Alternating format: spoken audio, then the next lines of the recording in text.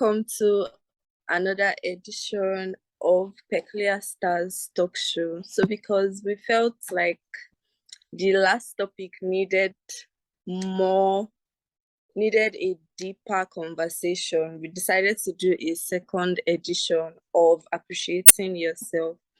My name is Adebola, and with me here is Afolakemi. So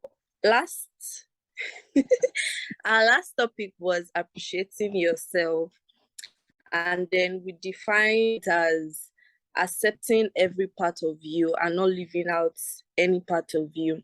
And then we spoke about different ways to appreciate oneself, and we generally spoke about how to appreciate oneself. And then today we'll be going deeper into it. So I did a kind of survey and asked people how they appreciate themselves. So the first person, I asked 4 different people, and then the first person was like how they appreciate themselves, that every morning the first thing they do is to go to the mirror and just say positive things to themselves for that day. Oh, as I'm going out today, I'm going to shine, I'm going to be the best I can be, that kind of thing. And then another person said appreciating themselves would be saving up and then taking themselves out just to like spoil themselves for that period of time, buy things, change their wardrobe, and just like enjoy for a moment. And then another person said appreciating themselves is just praying to God every day, like thanking God for creating me, for giving me another opportunity to witness another day. And the fourth person was the one buzzed me, and then the person was, they don't see a need to appreciate themselves. We spoke about how they've been bullied so many times because of her appearance. So like that she can just walk to a store and then the person is like, oh, you look so, you should, that kind of thing. So it's like that's just the main thing. So she was like, to appreciate herself would be maybe looking for a means to just let all the weight disappear and look like what every other person wants them to look like. Then we had a short conversation, and I'm like, when you appreciate yourself, in as much as people would always talk, even when, let's say for example, you become slim today, they will ask you, how come you became slim immediately? You used to be very, very fat and that kind of thing. So I'm like, people would always talk, but then is what makes you happy you should focus on. Never ever think that to please everyone is to appreciate yourself. I'm like, there are people looking for this weight you feel insecure about. There are people that take all sorts of things just to like gain weight.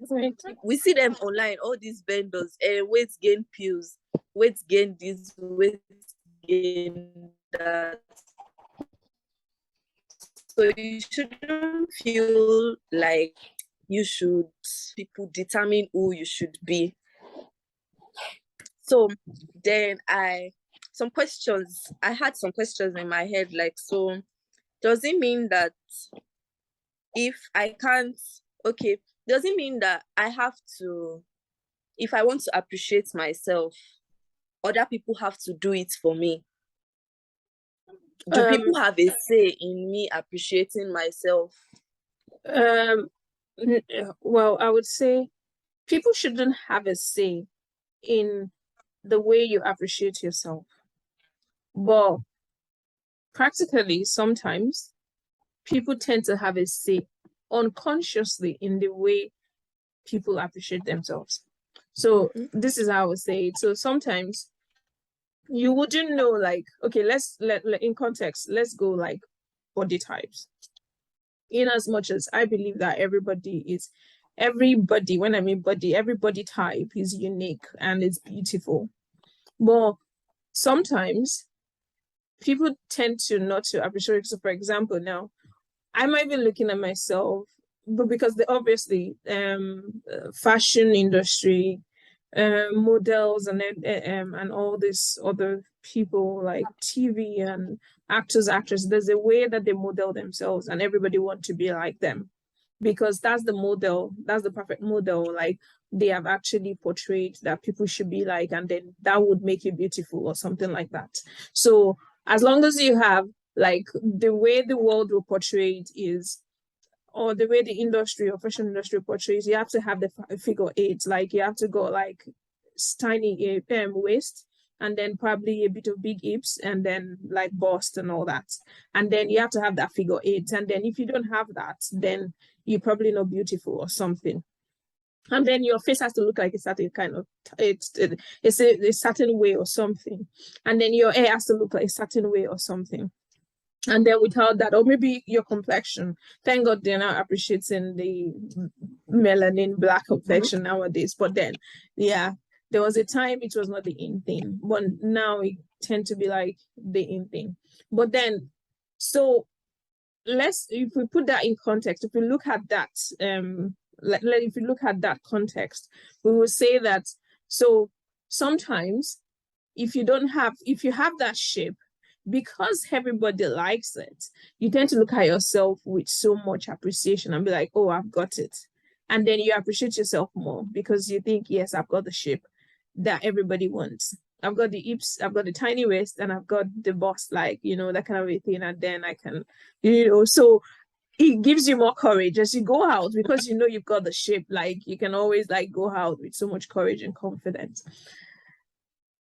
To turn that around, if you don't have that, then you tend not to appreciate yourself. So if you don't have the tiny waist, or maybe your waist is just a bit like, or maybe you've got the oval shape, you're too busty and you don't have so much ass, or you don't have hips or something, then you tend not to appreciate yourself because you think that you're not meeting the standard of what the world wants or what the industry wants or what people portray or perceive as being beautiful or being having the rights. So in that sense, then you tend not to appreciate yourself. So if we look at that context, you realize that somehow unconsciously people tend to have an influence of whether you will appreciate yourself or not, because whatever they call beautiful is what you would tend to call beautiful. And then if you have it, you appreciate yourself. If you don't have it, you don't appreciate yourself. But I would say that that is wrong. Yeah. Because people should, in another 10 years, it might not be the figure eight, it might be something else. For whatever reason, it might be that you have to be, there was a time you have to be slim, like you have to be slim, you got not like really fat, but then you have to be like slim. They, in quotes, they call it like lepa or something. There was a time that was the in thing, and if you've got that, then you tend to appreciate yourself. But now it's not, you don't have to be lepa, you have to just have the figure eight. So you can be like a bit big on the big side. They even do you get? And then they tend to appreciate those people right now. So in another 5-10 years, it might be another kind, I don't know, it might be another kind of shape that somehow the world is crazy about. And then suddenly they call it beautiful. And then suddenly every female is defining their beauty in that sense. But then, like we said the other time, it's subjective. When we're talking about applause, these things, people's perception of what would something look like, or what something wouldn't look like, or what their definition is based on different things, and it can be so subjective. And it doesn't stand the test of time because after 10 years, it changes. And I feel like subjecting yourself to that trend is dangerous to you as a person and to people around you. Because when you're thinking that you have to fit into that spec or into that standard, then when that standard changes, what happens? Then you change again. Or what are you going to do again? And then there are some people with a particular stature that they can't do anything. Okay, I can remember when I was in uni, I had a friend, she doesn't take milk, she doesn't take sugar. Like, when when you're taking cereal and you're taking cereal with water and you don't take milk and sugar, that's how she takes cereal. So you can imagine how, and it's not because it's because she's allergic to those, like she doesn't. Now the irony is she was even big, like she was on the big side. Do you get? So it wasn't about what she eats or what she didn't eat, like she was just big. So you can imagine, like, you know, for example, if you want to diet and nowadays they'll tell you to stop taking this, stop taking that, and everything. Some people would not even take all those stuff, and still they're big. And some people will eat all those stuff, and still they will remain slim. So, to what would you do to meet the standard of people? Like, to what extent will you go? Well, to be frank, fact, some people actually go to the extent of doing surgeries to get their shape and all that. But then those things, those surgeries and everything, they're even risky. People have lost their lives to it. Yeah. Just because you want to be like what some certain people or what someone says is the definition of beauty, then you go to do surgery and all that. It doesn't even say that this set of people would love you for it. They might just appreciate it and that's it. It doesn't mean that they're going to, like, you know, pay your bills because of that. They're not going to, like, take care of your kids because of that, you know, that kind of a thing. But then you go all the way, take all those risks just because you want to meet that status quo or the standard order. So if you now replicate this context into different aspects of life, I feel like no, in as much as, to be real, people tend to have influence on whether we appreciate ourselves or not, but I don't think that should be the case. You should appreciate yourself irrespective of what anybody says. It's like, it shouldn't even be, it should be as objective as possible. It is just you. Yeah. Like, if you don't love you, who else would? A personal thing. And when it comes to, like, if I'm going to put that, and I think that's a friend of mine we were talking about grades, and she's into homeschooling and all that, and I can remember we had that discussion. I was like, even grades is not the best way of actually, you know, like when they grade you at school, you know, sometimes this grading, because it's the perception of a particular school of thought. You answer the set of questions, you get A's, and automatically everybody thinks you're going to be successful. Like, you know, no, at that level, you know, it's until you get into the world you realize that, oh my God, you get in 70s or 80s doesn't really go that you get. But at that level, a lot of kids get depressed just because, or so many things, it affects their self-esteem just because they feel like maybe a teacher said that they're not doing well and automatically they are going to be a failure, or because they are not in science class, automatically they're not going to do well in life. Because I can remember there was a time, like, there was a segregation between arts class, commercial class. Yes. Like, science students are looked up, it still looked at as if, no, they are the, you know, in thing. If you're in science class, you're like the best, you know, you're going to make it in life, you're going to, you know, change the world. Meanwhile, it's not always the case. Do you get? So, but those are people's perception, those are people's influence that are kind of affecting how we see ourselves. And I think that should change, you know. And if there's any teenager listening to us, like, whatever anybody says, you are as intelligent as you think you are. So you have to start building that mentality and know that you are intelligent no matter what somebody says, you know, because everybody's got that level of intelligence. But then, and everybody's ignorant, because there are certain things that you know, Debola, that I don't know. And as long as I don't know what you know, I'm ignorant in that aspect. So you can as well say that, in quotes, quote and unquote, you can always say that I'm a failure in that aspect because I don't even know it. Do you get? So everybody is ignorant in some aspects of life and everybody is intelligent in some aspect of life. So, but nobody knows it all, and nobody is a failure in anything, so to say, in quote. So, but then the core is this, the core message is this, like, you're as intelligent as you think you are. And people influence the way we see ourselves, to be real, to be frank. A lot, but it shouldn't. I would say that it shouldn't, but people do. The way we see ourselves, the way we perceive ourselves and everything. But then if we can start to brainwash yourself so much more that it doesn't, because there are some times that people call our attention to what we don't even appreciate in ourselves. And so, like, your hair is so, like, I do even sometimes, like, I have a friend that has, not even just a friend, I have like 2 or 3 friends that have very long hair. And I'm like, oh my God. And it's like these people that have long hair, they don't even appreciate their long hair. As in, I'm like, this is your beautiful hair. Like, there's no way I will see the hair and I will not call it beautiful because it's so beautiful and long and, and it's just cool. But then, yeah. So sometimes they don't appreciate it.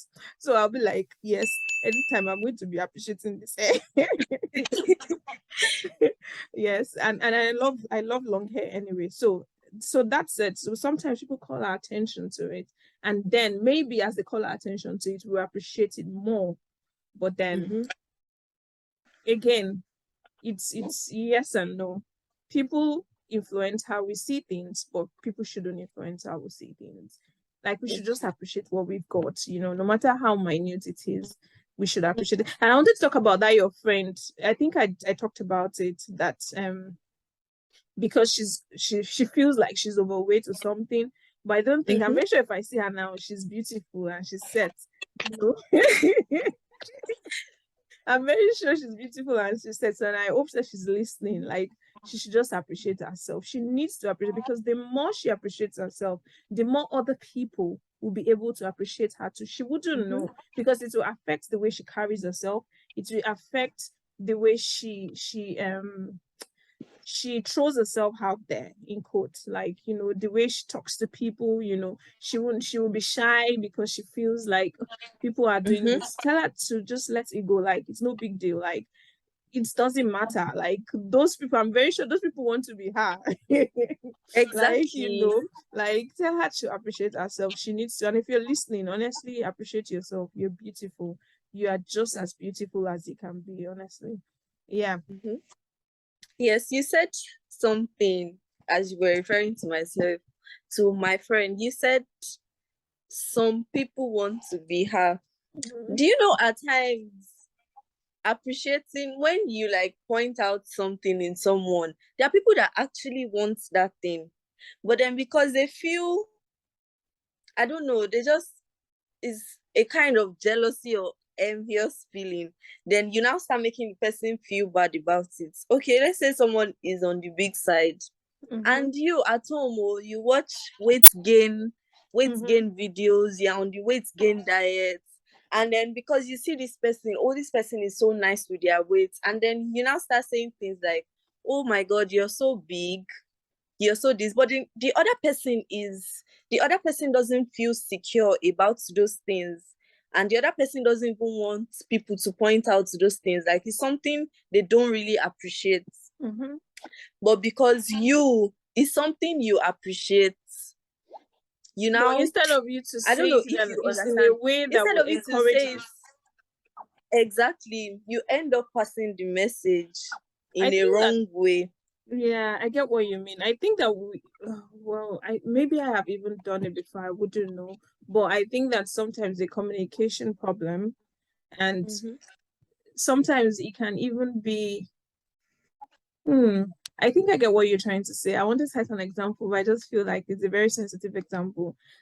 As regards I think it's a communication problem. One, two, it's also a problem of culture. Sometimes the way we talk, like Yeah. some parts of Africa, the way they talk, they might not actually think about it twice, and it's just like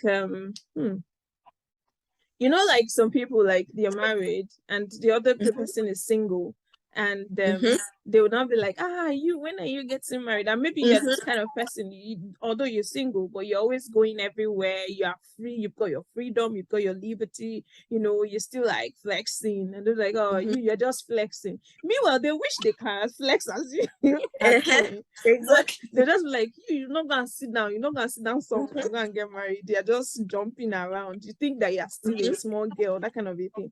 But in their heart of hearts, honestly, they wish that they could go to that wedding with you. Exactly. They wish that they could, enter that ride and just follow you to groove, that kind of a thing. But somehow they can't put it that way because they have to be happy with what they have. But instead of them to just shut up, they would just rather push it at you, their insecurity, and make you feel bad about where you are at the moment. And then you have to start feeling like you have to be married, that kind of a thing. that is not to say people shouldn't be married, but then you get my gist. So I kind of get what you're trying to say. So, but I think there's a communication problem, and it can also be a cultural problem. So if there's anybody that talks like that, I think it's something that we have to like think over each and every time we want to address something, or we want to like, give sometimes we give unnecessary advice. I think that one's a cultural problem. Yeah. So I think it's something that we have to think about anytime we're trying to like we're speaking about something concerning our friends or partners or neighbors or whatever. It's a communication and a cultural problem. And it's something that we have to be sensitive about. But it's done out of ignorance most of the time. But then when it's out of jealousy, I'm very sure the person that is doing it knows that that's what he or she's doing.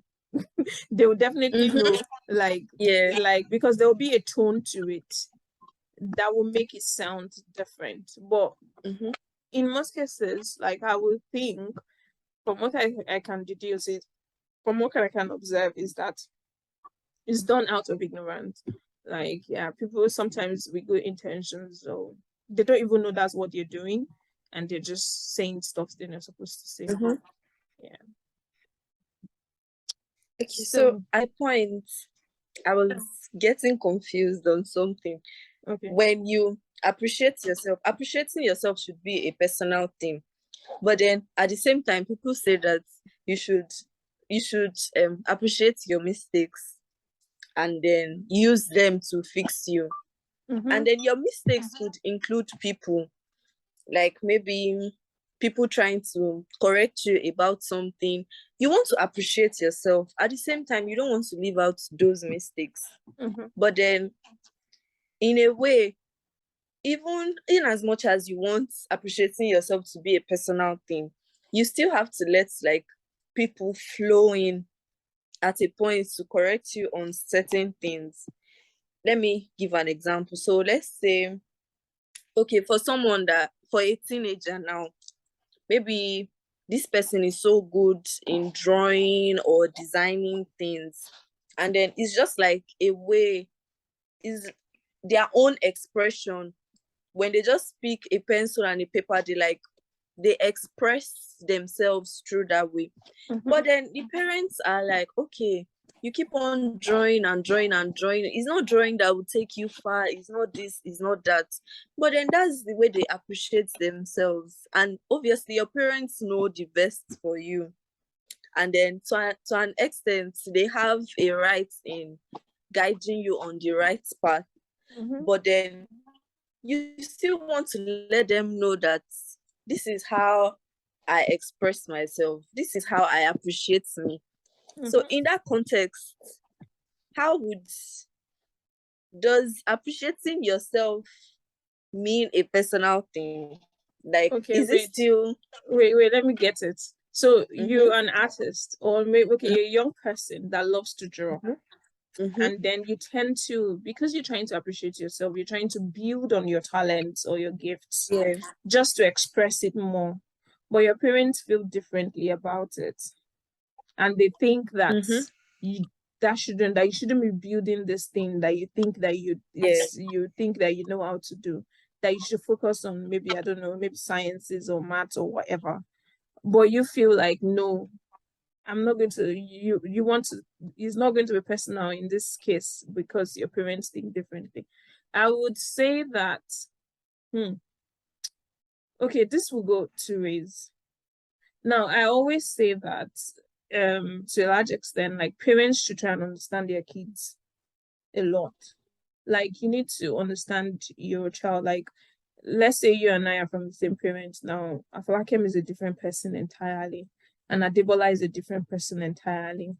So we might have the same mother and father, but because the way you will think will probably be different.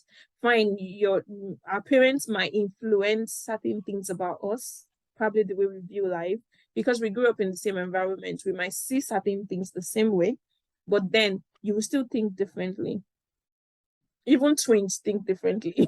Like you still have different thoughts or thought process in a sort of way.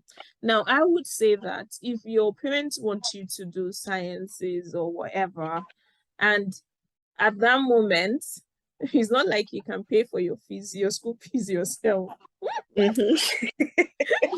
So I still did something like I was still working on something, and I today, and I wrote in what I was working on. I had to write, "He who pays the piper, dictates the tune."